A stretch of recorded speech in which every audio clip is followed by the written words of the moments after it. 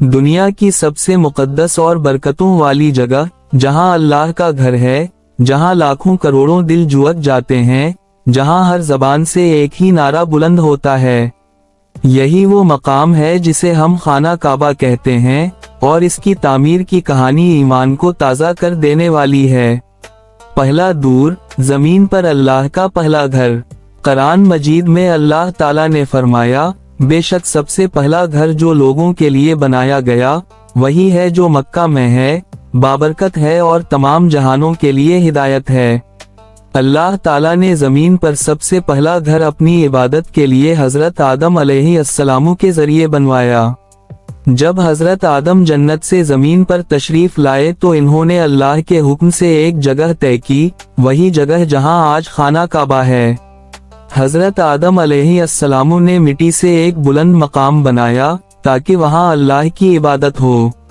कहा जाता है कि हजरत जबराइल अलैहिस्सलाम ने इन्हें इस जगह का नक्शा बताया। ये वही मकाम है जिसे बीत अल्लाह कहा गया। दूसरा दूर, तूफाने नूह के बाद। वक्त गुजरता गया, नस्लें बदल गईं। फिर एक वक्त ऐसा आया जब हजरत नूह अलैहिस्सलाम के जमाने में तूफान आया, जमीन पानी से भर गई और बीत अल्लाह की इमारत बह गई, मगर इसकी बुनियादें जमीन में बाकी रह गईं।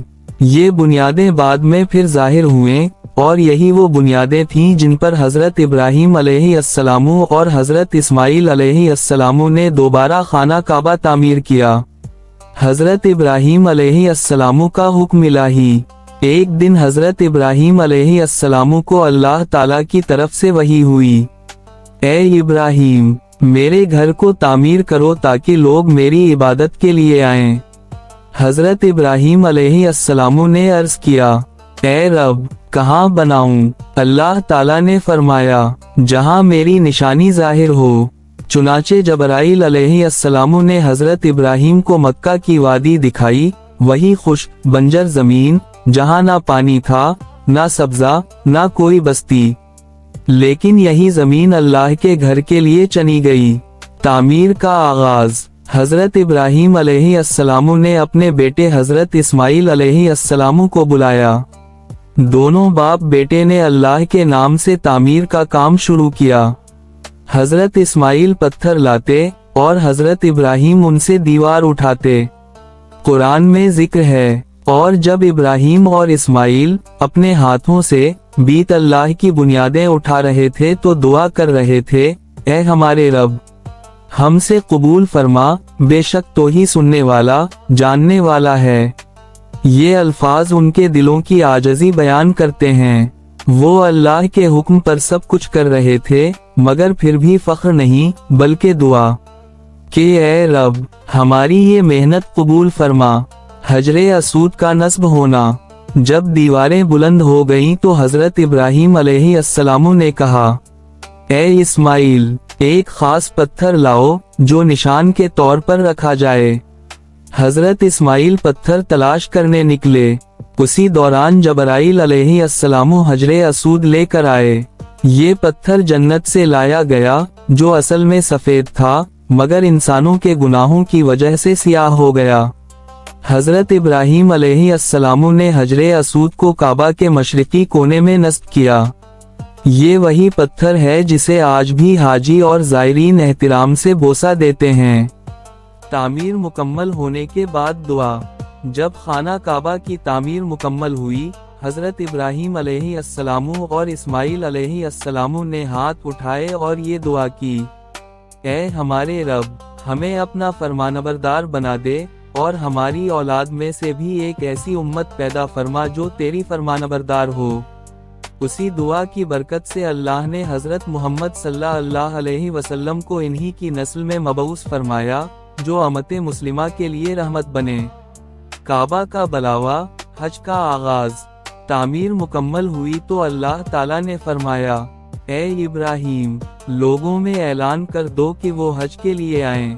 हजरत इब्राहीम अलैहिस्सलाम ने अर्ज किया, ए रब, मेरी आवाज इतनी दूर तक कैसे पहुंचेगी?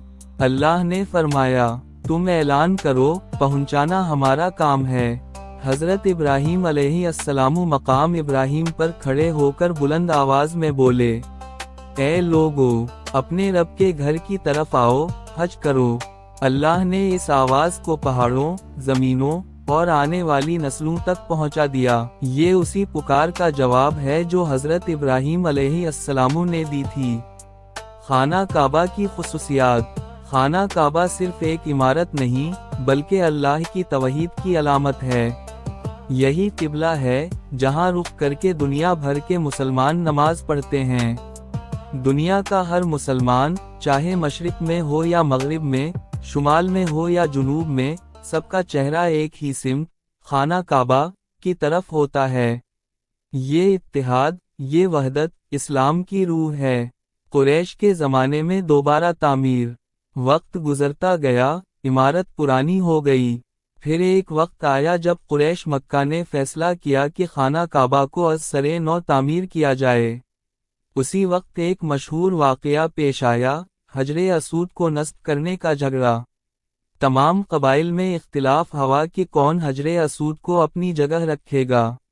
یہ جھگڑا خطرناک حد تک بڑھ گیا۔ تب سب نے فیصلہ کیا کہ جو شخص سب سے پہلے حرم میں داخل ہوگا، وہ فیصلہ کرے گا۔ سب کی نظریں دروازے پر تھیں۔ اتنے میں حضرت محمد صلی اللہ علیہ وسلم تشریف لائے۔ سب نے خوشی سے کہا، یہ تو امین آ گئے، ہم ان کے فیصلے پر راضی ہیں۔ آپ صلی اللہ علیہ وسلم نے ایک چادر منگوائی، حجر اسود اس پر رکھا، اور فرمایا کہ ہر قبیلے کا سردار چادر کا ایک کونا پکڑے۔ جب سب نے اسے اٹھا کر دیوار کے قریب پہنچایا، تو آپ صلی اللہ علیہ وسلم نے اپنے مبارک ہاتھوں سے حجر اسود اپنی جگہ نصب فرمایا۔ یوں ایک بڑے فتنے سے امت بچ گئی۔